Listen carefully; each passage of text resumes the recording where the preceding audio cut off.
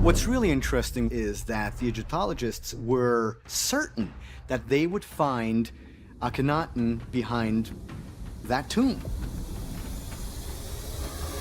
A royal tomb lay sealed in silence until its door opened to reveal a mummy with a shattered skull, a face violently torn away, and gold jewelry bent tight around the bones. In the heart of Egypt's Valley of the Kings, that's exactly what scientists uncovered inside Tomb 55. A grave soaked with water, sealed with silence, and desecrated with intent. The broken mask, the erased names, and the melted remains weren't random. They were a message. Someone wanted this king to vanish, not just from memory, but from eternity itself. So, let's take a closer look at a forgotten burial, a forbidden reign, and the unraveling legacy of a royal bloodline that may have destroyed itself from the inside out.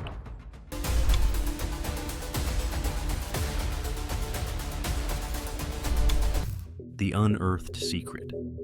It was January 1907 when excavator Edward Ayrton cleared rubble from a forgotten shaft deep in the Valley of the Kings.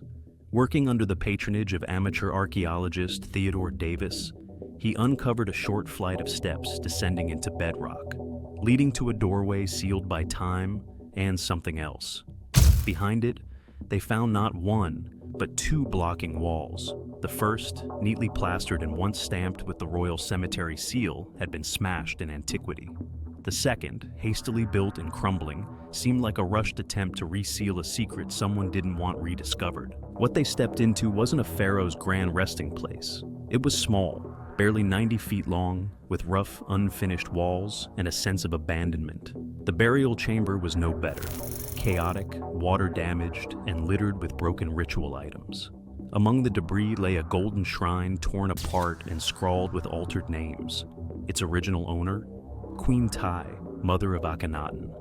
But her son's name had been violently hacked out. All around them were signs of repurposed relics, rewritten legacies, and half-finished plans.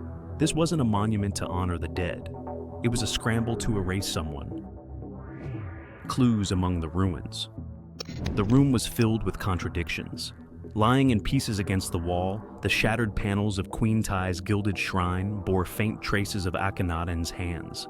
His inscriptions chiseled out, overwritten in places with the name of his father, Amenhotep III. On the floor, decayed wooden boxes spilled ritual items from the ancient opening of the mouth ceremony meant to awaken the senses of the dead.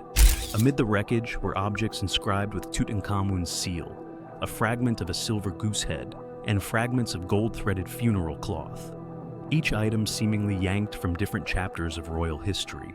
Perched in a niche above the chamber, 4 canopic jars glowed pale under the dust. Their lids were sculpted as serene female faces, and their original owner was Kia, one of Akhenaten's lesser wives. Her name had been erased, royal cobras added and then smashed, as if the jars had been violently reassigned, then rejected. Even the protective magic bricks found near the coffin told a tangled story. Each bore the throne name of Akhenaten, recast as Osiris, the god of the afterlife. They were perfectly placed, as though the coffin had once belonged to him. But if this was Akhenaten's grave, it defied every expectation. His devotion to the Aten, his rejection of Egypt's old gods, and his construction of an entirely new royal city were all absent. Instead, the tomb felt stolen, hastily filled with mismatched objects, erased names, and buried animosity. It was less a burial, and more a political cover-up set in stone. A corpse in crisis. At the heart of the chamber, propped against the wall on what remained of a lion-headed funerary bed, was a golden coffin.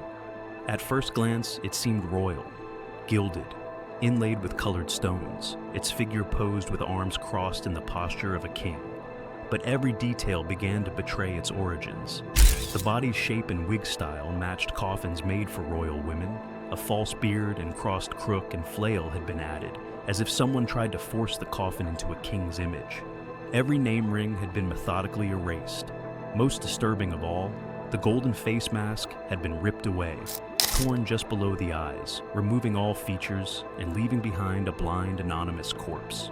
Inside, the damage was worse. The mummy was barely intact when the tomb was opened. water had seeped through ceiling cracks, soaking the lower coffin and turning linen wrappings into sludge.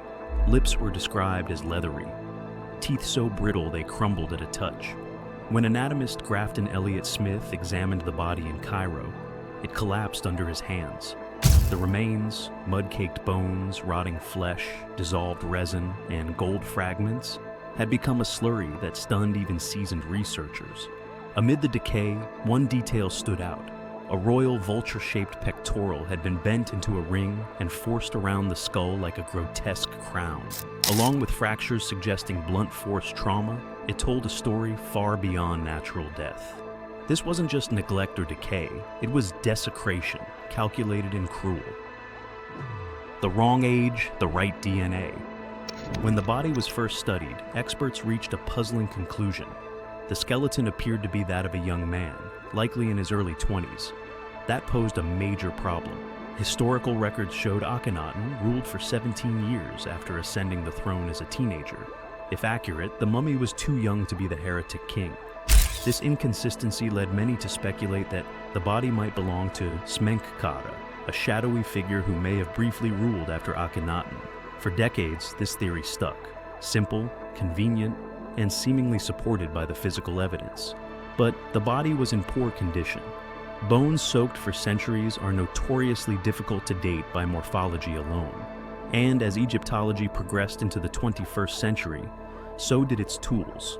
In the early 2000s, Zahi Hawass and a team of specialists launched a project to re-examine Egypt's royal mummies using advanced CT scanning. The skeleton from Tomb 55 was among them. The results were transformative. The CT images showed that the long bones were fully fused, a sign of physical maturity. The joints bore signs of wear, and the teeth were more degraded than expected in a man of 20. Even more telling were subtle degenerative changes in the spine, common in middle-aged adults.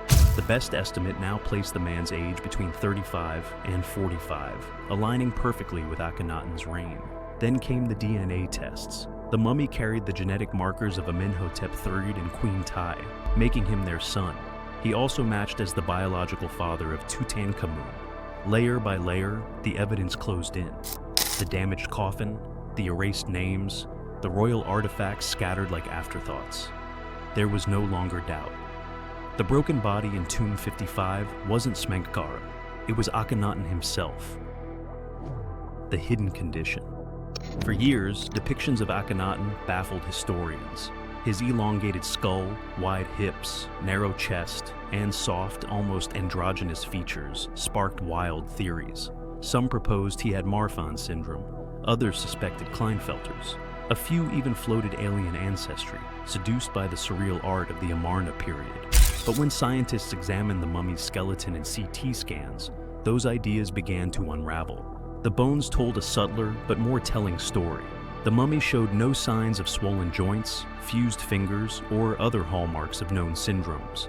Yet one unusual feature stood out, a condition called frontal bossing, an abnormal protrusion of the forehead, often caused by a genetic disorder known as craniosynostosis, where skull bones fuse too early during infancy. This subtle deformity, invisible to casual observers, may have exaggerated Akhenaten's profile and inspired the stylized art of his reign. Even more compelling was its inheritance. Tutankhamun's skull, studied in a separate CT scan, displayed similar cranial traits, though less severe. Combined with both father and son sharing spinal issues, cleft palates, and fragile bone structures, the picture sharpened into something more profound. This wasn't just an artistic quirk or divine metaphor. The royal family may have suffered from a real hereditary condition that shaped how they were seen and how they saw themselves. Rather than proof of alien descent or abstract theology, Akhenaten's elongated head might reflect the biological reality of inbreeding and inherited disease. His appearance wasn't simply symbolic. It may have been written into his bones from birth. Amarna's collapse. Akhenaten's reign was more than a political experiment. It was a radical departure from every cornerstone of Egyptian tradition. In the 5th year of his rule, he abandoned Thebes and ordered the construction of a new city, Akhenaten, the horizon of the Aten. There he worshipped a single sun deity, closed temples to other gods, and redirected royal power away from centuries-old institutions. Even in death, he declared his loyalty to Aten. Rock-cut boundary stelae around the city's edge bore his vow. He and his family would be buried there, and nowhere else. But after his death, the ideological scaffolding collapsed. The temples of Aten were dismantled. His name was scrubbed from monuments. Later rulers referred to him only as the criminal or the enemy. Within decades, Akhenaten was abandoned, its limestone blocks torn from buildings and recycled into other temples, buried beneath new layers of power and faith. The royal tomb Akhenaten built in Amarna was found desecrated, the sarcophagus shattered, reliefs mutilated, corridors damaged. What happened next was likely a hasty exodus. As Thebes regained dominance, priests and officials returned to the Valley of the Kings. In what may have been an emergency reburial, the remains of Akhenaten and his relatives were removed from the desert cliffs and hastily placed into existing tombs. One of them was KV-55. The mismatched artifacts, the shrine for Tai, the jars for Kia, the bricks naming Akhenaten, all make sense when seen as the scattered remains of a funeral interrupted. In death, as in life, Akhenaten was in exile. He vanished from temples, from tombs, from memory itself. But even in pieces, truth remembers. Sometimes, all it takes is one broken mask to rewrite history. If this story struck you, hit subscribe, leave your thoughts below, and explore more buried mysteries waiting just beneath the surface.